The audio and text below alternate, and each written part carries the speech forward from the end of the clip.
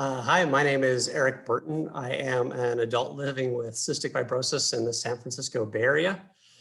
I have been involved in, I guess it depends on how you count, at least 2 studies, maybe as many as 5. I let them poke me whenever they want.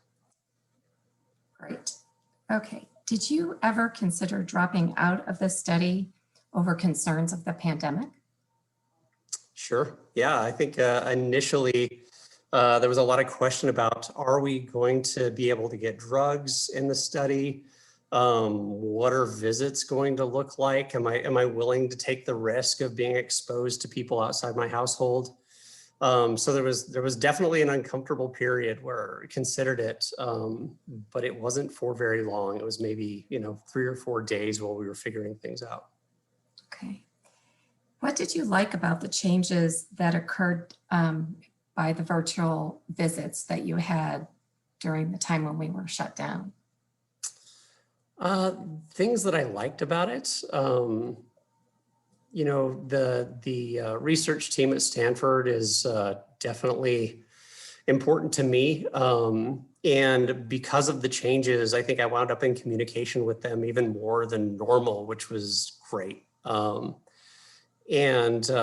Two, it felt like to me some validation about the way that I run my healthcare life, my own testing, the things that I do for me kind of became the things that you guys were looking for.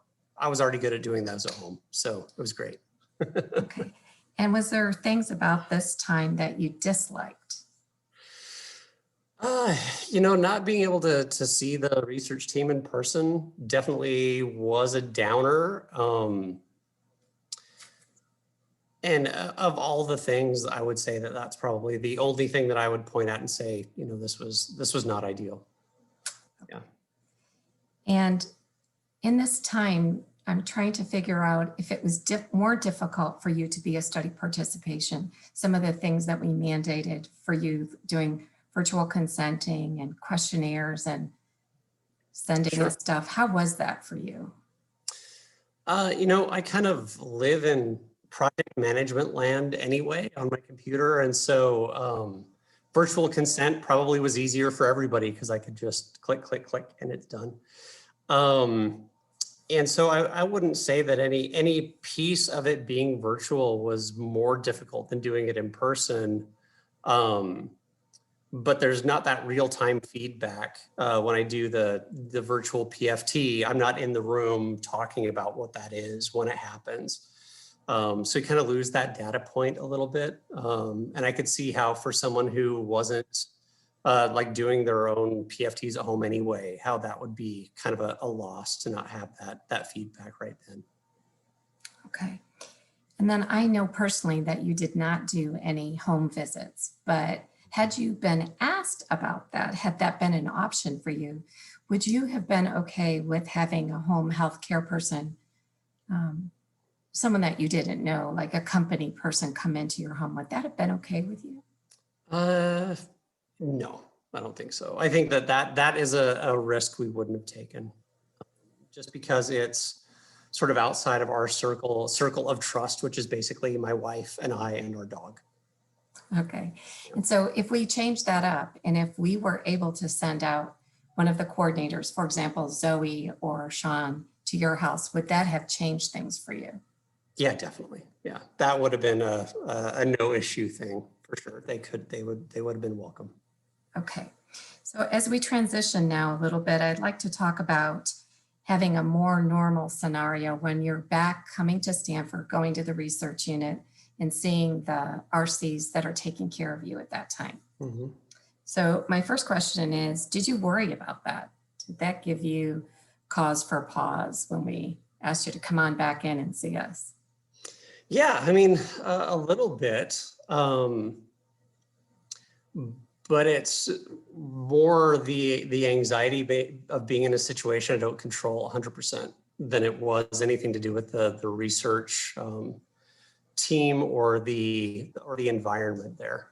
Yeah. Okay. So the next question I have for you is more kind of a global thought. Looking back, it's been a greater than a year since all of this started. I'm trying to figure out your feelings about potential loss of income because of the Mhm. pandemic, Mhm. and then safety concerns around studies Mhm. and maybe the inability to come to the clinic as usual. And so everything's virtual. Can you touch Sure. on some or all of those points? Yeah, I could go on for a long time about what loss of income feels like as a small business owner that got crushed in the pandemic. That's been not fun and kind of ongoing. Um, but as far as safety concerns with the research clinic and remaining engaged with them there, I honestly just I don't have any concerns at this point. I think that, there was that little bit of initial fear about what's it going to look like? Am I going to be safe? Um, but like always, I felt like the research team did a fantastic job of showing me what they were doing to keep me safe. And so when I came into that kind of first visit back, I was completely put at ease and felt like, these people are taking this as seriously as I take it, and they're keeping me as safe as they possibly can. Um, so my safety concerns really were nothing after that little initial bump in that first meeting. So, as things continue and we are vaccinated and things get better, I really don't have any concerns about moving forward with this study or other studies or anything. Great. My last question really has to do with um, you sharing some thoughts that you have for other coordinators that work in our network, about your experience or about the experience that a person with CF has in being in a study with the research coordinators. Can you share some of your wisdom and your experience? I don't know if it's wisdom.